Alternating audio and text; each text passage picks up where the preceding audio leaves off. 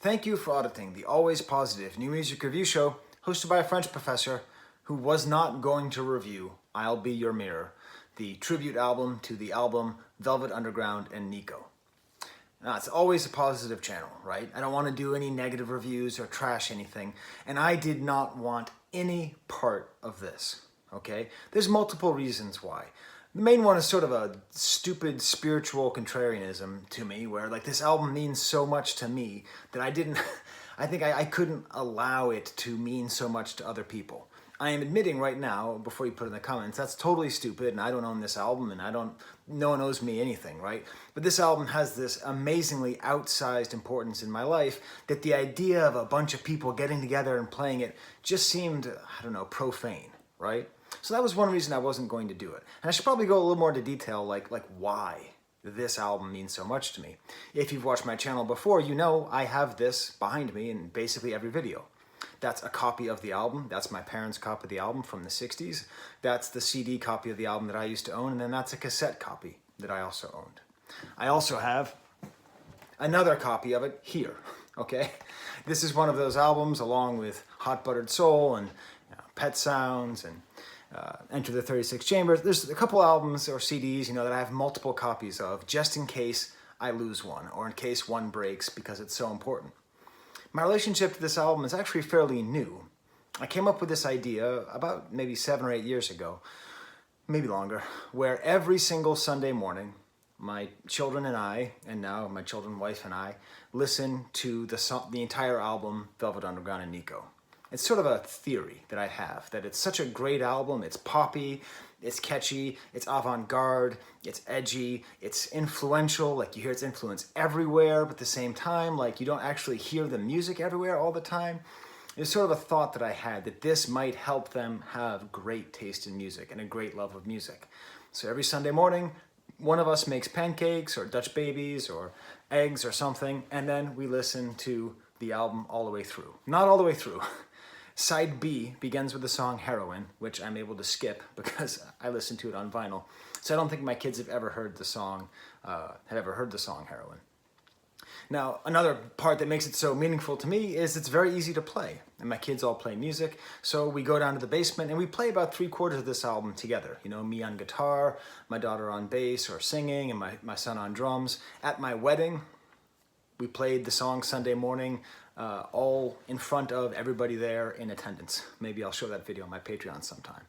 So this album has this great meaning to me, and sort of in particular, like, I'm not a super patriotic guy, right? Like, I'm an anti-nationalist, but I am proud of a lot of American culture, in particular American musical culture. And there's something about Velvet Underground and Nico, this album, which I think displays so much of the best of what our culture was capable of producing. It's like when I hear Velvet Underground and Nico, I get this odd sense of a sort of God bless America feeling, and maybe that's just chauvinist on my part, or maybe it's just stupid.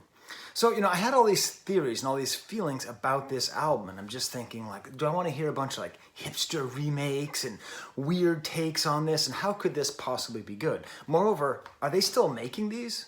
In the 90s, we were filthy with these kinds of remake cover albums, tribute albums. I mean, 3/4 of them were all for Neil Young, but still, like, it seemed like there's a whole rash of these kinds of, artists of today playing old music, and it always just sort of had this feeling where a lot of the songs didn't need to exist. Like, they were too close covers, or they were like stunts, like, can you believe it? It's going to be, I don't know, I'm just gonna come up with something here. It's going to be Tool playing Blowin' in the Wind. Whoa! Okay, like, kind of like that. I don't think that happened. Okay, actually, now that I think about it, I wish that did exist. So, what changed? Well, what changed was I actually listened to I'll Be Your Mirror tribute to Velvet Underground and Nico.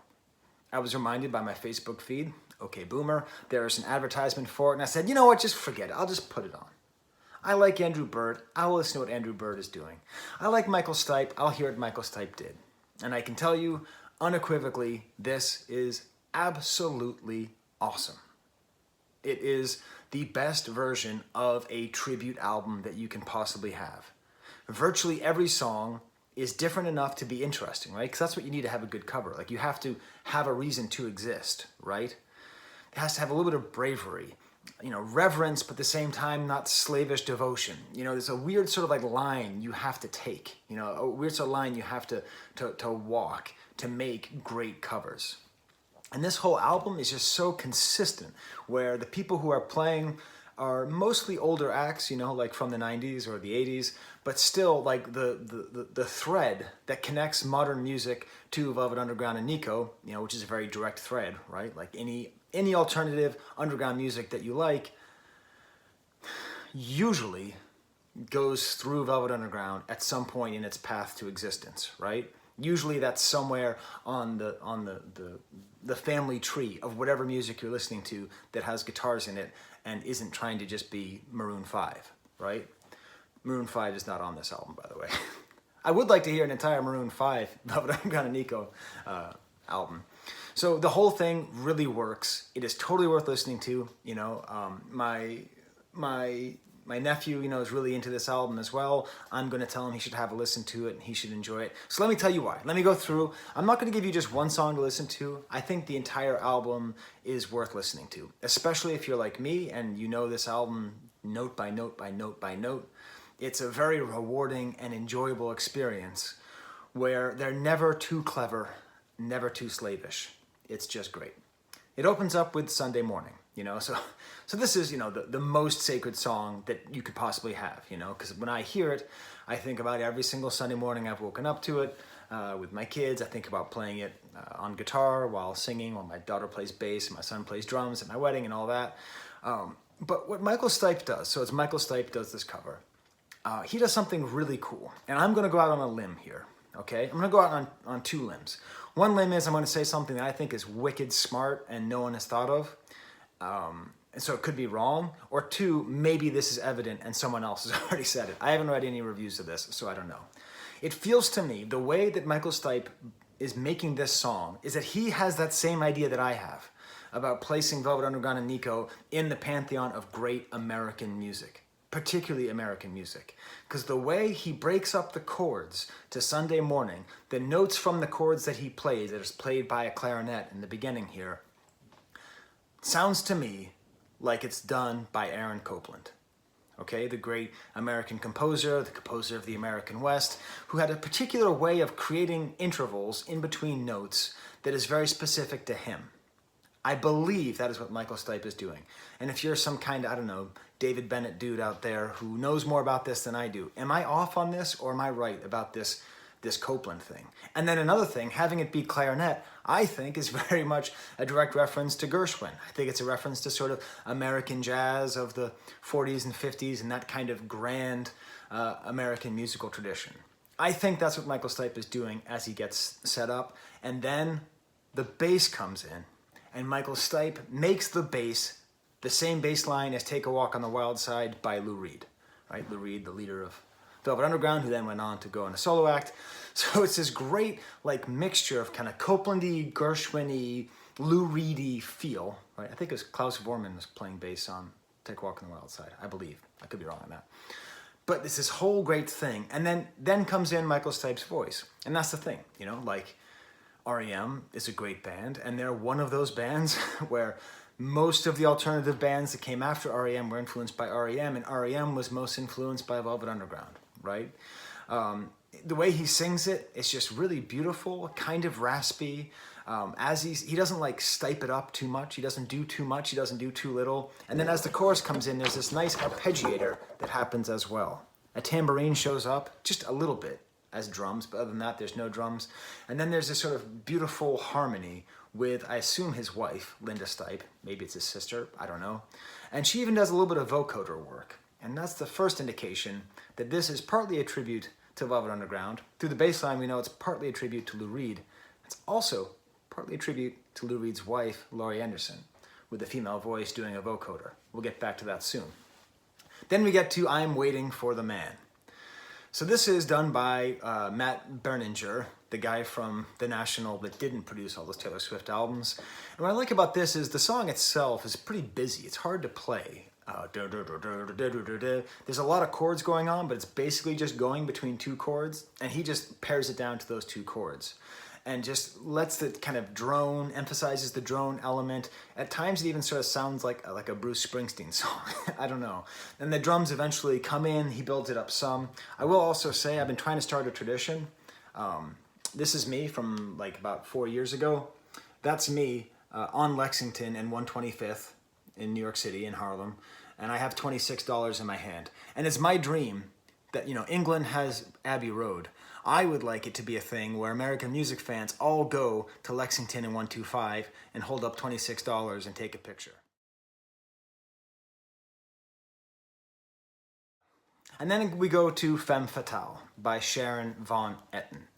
And this, she slows it down, and seems like she slows it down kind of for the hell of it, but also I think to make it sound more like A Perfect Day by Lou Reed. Or maybe even like Imagine by John Lennon at points. But she has beautiful harmonies with herself. I mean, the thing is that, you know, Nico is such a powerful presence on this album, right? Like her voice. Like, how do you, like, okay, you can come in and replace a Lou Reed vocal, and it's kind of hard, but there you go. But how do you like possibly try to replace or redo Nico? And for the most part, it's done really well on this album. It builds up really nicely with these strings. She backs up herself. Ultimately, we have this problem of you just can't save it from its bad lyrics. You know, like Femme Fatale is just terrible lyrics. I love the song. I play the song in my basement all the time. They're just some terrible lyrics. You're in the book, take a look. It is some bad lyrics, but still. Then the next song is probably the highlight of the album, Venus and Furs by Andrew Bird and Lucius. So,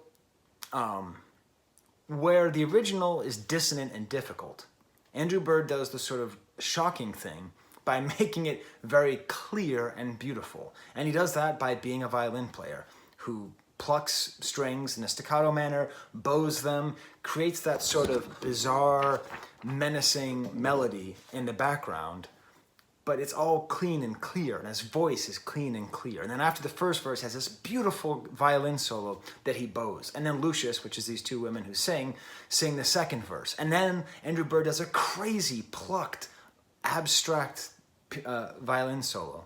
And then we get to the chorus with a strummed violin. So he's doing everything he possibly can with this instrument, all three voices together. If you've ever played Venus and Furs on guitar, it's pretty interesting because it's actually, the chorus is just Summertime Blues, you know, the Eddie Cochran song. Ain't no cure for the summertime blues. Except where it's supposed to resolve, it hits this really bizarre, I think it's a C-sharp minor, this really discordant clang. And like when you learn how to play the song, that's the thing that makes the song stand out, is that one chord, and he really hits it. And it just kind of continues on with just, it gets more and more droning in the background. The violin just gets better and better, all three of them together. He even kind of oversins the second chorus and puts some distortion on the violin. But this is a great example of an artist where the link between Velvet Underground and Andrew Bird isn't that clear to me.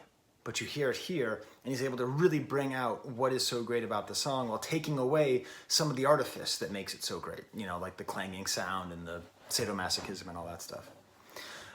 Run, Run, Run is by Kurt Weill, and this is the least interesting song on the album. It's just kind of the rockabilly of the original. It's a little bit indulgent, a little bit long. I mean, it's fine, but I'd say it's the lowest point on the album, particularly because it stays the closest to the original source. Then we get to All Tomorrow's Parties, Thomas Bartlett and St. Vincent. And this is just wild. It's funny because this is my favorite song to play. Another fun song to play. I play it in the basement with my son, and I play it slow, and then I play it faster. I just repeat the song like 3 or 4 times over until it becomes like some kind of punk explosion, right? Because the chords really give into that. But here, she takes it and makes it kind of like this spoken voice modern jazz thing, where she like speaks it, and then the words are repeated by a vocoder. It's very avant-garde and makes you understand this is her tribute to Laurie Anderson. That this is trying to be not just a Velvet Underground thing, but sort of a larger New York art scene thing. And the whole song really reminds you of something you might hear in a New York art gallery. It becomes kind of a swinging jazz song at a certain point. It gets kind of whimsical and cool, and the sort of true sadness is in the music. Next up is the song Heroin with Thurston Moore and Bobby Gillespie. And this is mostly just a recreation of the original song. But I mean, what can you do with Heroin? You know, it's such an astoundingly moving song, horribly irresponsible song, but still, you know, just like Thurston Moore is producing it, but it really sounds like it's just kind of aping the original. And I find that it's lacking energy. So I went into the project thinking this might be the best, because like there's sort of the most you can do with this song, but they ended up not doing much. Fortunately, we're followed up by There She Goes Again by King Princess, which is cool. It has like a buzzing guitar amp, fairly straightforward. This female lead singer works really well. We then come up with this problem, right? I mean, we have the general overall problem of the glorification of heroin usage, right? And given the way that our country has been destroyed by the pharmaceutical companies and opiates, the entire album, if you think about it, and if you have a modicum of compassion, can be a hard listen. So what's interesting here is the line from the song, and There She Goes Again, is "You better hit her," right? That's just what he says. So when she sings it the first time, she just laughs, and then the second time she says, "But don't hit her." And I don't like this. I think it's okay to not say it, but to actually change it. It's like, if you're going to do that, then you really should go back and say, you know, I'm up Lexington 125, and then actually I'm going to take a train, I'm going to go find a rehab center and try to find more peace in my life and kick the habit, right? I mean, there's so many bad themes. Part of what makes Velvet Underground and Nico such a groundbreaking album is how uncomfortable and greasy and grimy and filthy you feel for listening to it. And it's even on this little poppy thing where you're talking about some girl and you better hit her, you know? I don't know. I don't know what to do. Like you know, sometimes I'll play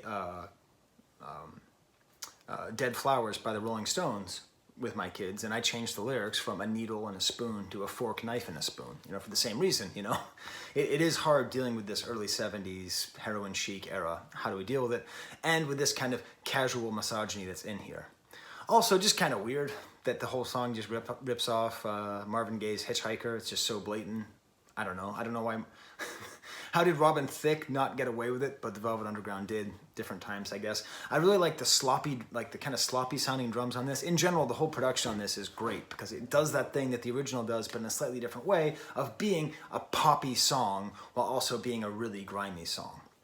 What's funny is, you know how I sometimes have two copies of some of my favorite albums? I love Dead Letter Office by R.E.M. And someone stole it in college. I never bought a second version of Dead Letter Office. That's where I first learned There She Goes Again. That was before I discovered Velvet Underground, and I loved R.E.M.'s version. So I think it's kind of cool that they didn't have Michael Stipe doing that. We had Michael Stipe doing a different song on the album. I'll Be Your Mirror by Courtney Barnett.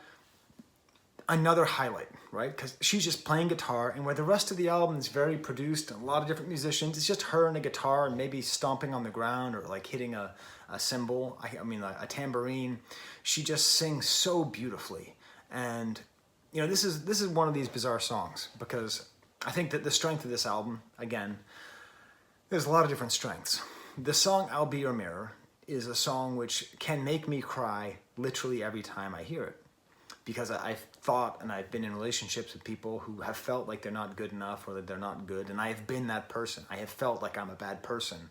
And I've needed somebody to like just gently tell me that if I can't see that I'm a good person, then they can show me.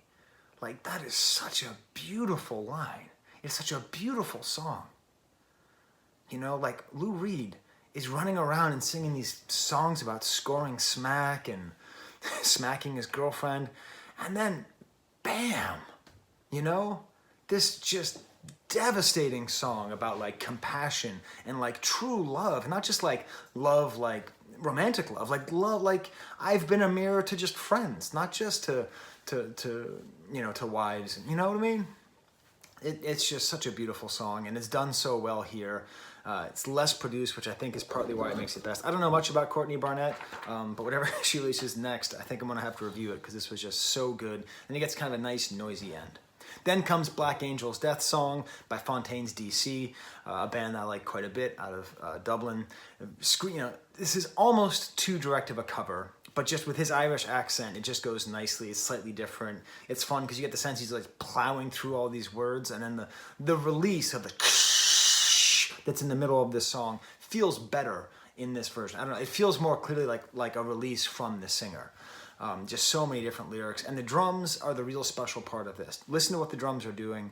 The drums on the Fontaines projects are great too. Fontaine's DC. But just there's so many different things happening in the drums in the back. And then it all ends with European Sun by Iggy Pop and Matt Sweeney. And it's just, it's fun because you're like, I'm talking about this line, this concept of sort of American alternative rock greatness, Well, I mean, parallel to Velvet Underground, you had the Stooges, right? So very much, like contemporaries, maybe Velvet Underground is slightly before, you know what it is, but it's really nice having, it's like having, I don't know, Mick Jagger singing a Beatles song, right? Like there's something about it where you understand, like they understand each other on some kind of deep level as being these great founders of so much music that we love. And he just seems to be having fun. He's just kind of yelling and screaming and just sort of going through these lyrics. And this version just reminds you of how hard the bass player's working. He's just working like absolute crazy. So there you go. There is my review of I'll Be Your Mirror. I think it's a really good project. I'm really glad that it exists. And, I think it's good for us to remember to be able to have this album and to love it and to see it from different angles. It doesn't hurt. Okay, well, until next time, there's the camera.